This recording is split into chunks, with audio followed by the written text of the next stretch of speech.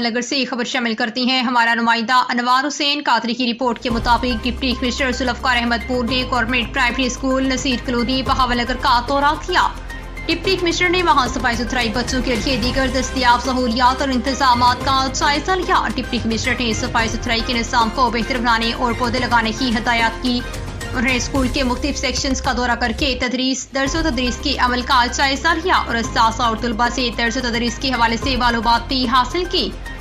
Deputy commissioner نے طلباء سے درس و تدریس کے حوالے سے سوالات بھی پوچھے اور طلباء کی جانب سے جوابات پر اپنے مثبت اطمینان کا اظہار کیا۔ ڈپٹی کمشنر ذوالفقار احمد پور کا کہنا تھا کہ پنجاب حکومت کی اولین ترجیح طالب علموں کے لیے تعلیم کی بہترین سہولیات فراہم کرنا ہے، جس کے لیے حکومت ہر ممکن وسائل فراہم کر رہی ہے۔ ان کا کہنا تھا کہ گورنمنٹ کے اسکولوں میں بچوں کو بہترین تعلیمی سہولیات، صاف ستھرا ماحول، پلے گراؤنڈ، شجرکاری کے حوالے سے پودے سمیت دیگر سہولیات بھی مہیا کی جا رہی ہیں۔